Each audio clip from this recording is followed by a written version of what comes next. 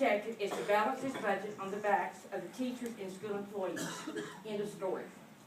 Board members, just because you can do a thing does not mean you should. Just because you can up the teacher-pupil ratio does not mean you should. Just because you can get rid of a whole segment of special education does not mean you should. Just because you can cut the supply money that teachers use for students does not mean you should. Just because you can outsource a segment of your population, just because you can does not mean you should. Just because you can dump on your educators does not mean you should. Just because you can rush to this without ever even having a full copy of the budget in front of you in a budget meeting does not mean you should. I'm thinking of doing away with our jobs, subbing them out to anyone. These contractors look at numbers, not at kids, especially the safety of our kids, my grandkids also. People that operate our buses in Vivian love these babies. It's more than just a job, it's a love of kids. Can you imagine someone that's in a bus, minimum wages, part-time, no benefits, nothing to build for retirement? What class of people are we looking at? What class of people will be running down the highway 55 miles an hour with my kids in that bus?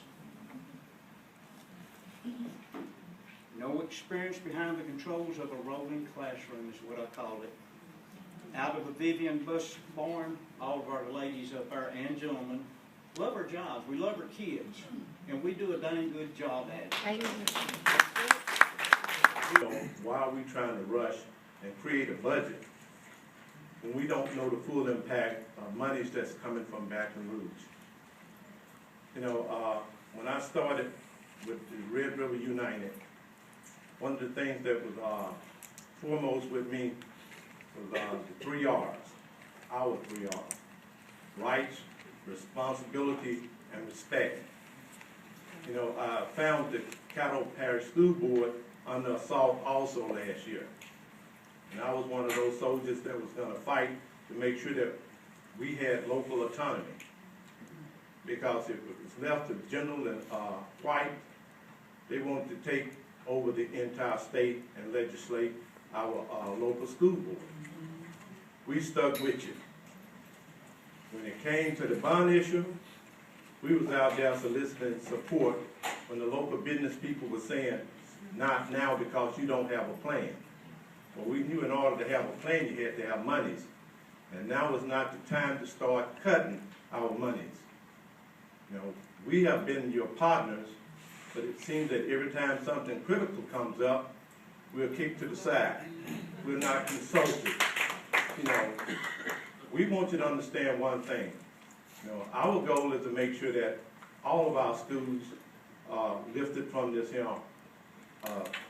RSD. Make sure that all our schools are high performing, that all our kids are successful, and that all of our teachers are respected, and school board personnel. You know, responsibilities is another thing.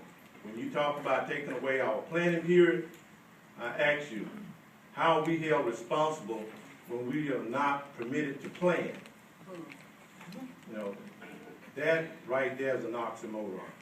You cannot be successful if you don't plan. We tell our kids to prepare themselves for the future, but you won't even let us prepare for our next class. We had a staff meeting for instructional specialists, and we were told at that time that they were considering cutting 5 instructional specialist positions. I was given accolades at that meeting for this program at Keithville, and I was told, we were all told, that if there was not an instructional specialist in place at Keithville this year, all of that work for that LRE transition program would not have happened, and we would not be getting out of our behavioral path.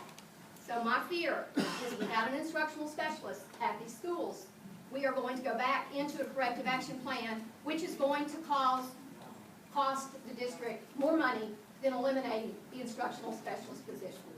So my request for you is that you look at the budget very closely and see if there's anywhere you can cut besides cutting our positions working with special education teachers. I've been teaching first grade and kindergarten, and I'm here to talk to you about the effects of raising the class size If you have 26, even anywhere near that number, of little 5 and 6-year-olds in a classroom together, you want us to implement these Common Core standards, which require higher order thinking, interaction, small group work, working with kids. These children need constant attention. Even today, they still cannot work individually by themselves or even one-on-one. There's too many distractions, too much movement going on. If you increase the class size, this is going to affect the literacy all the way down the road. We build the foundation from the bottom. When I get kids that have never been to school and I have to start with how to use the bathroom and what a letter is and a number is, I cannot get them there if I cannot work with them in a small group. I'm not even meeting one-on-one, just small group, to give them the time and attention that they need. It's more than just literacy. I'm teaching them how to do basic living skills. All of this, this goes all the way down to all of your test scores. We start here. We can't give them the time here and to give them the attention. Then it's going to affect all the way up to 12th grade. Questions, and more questions.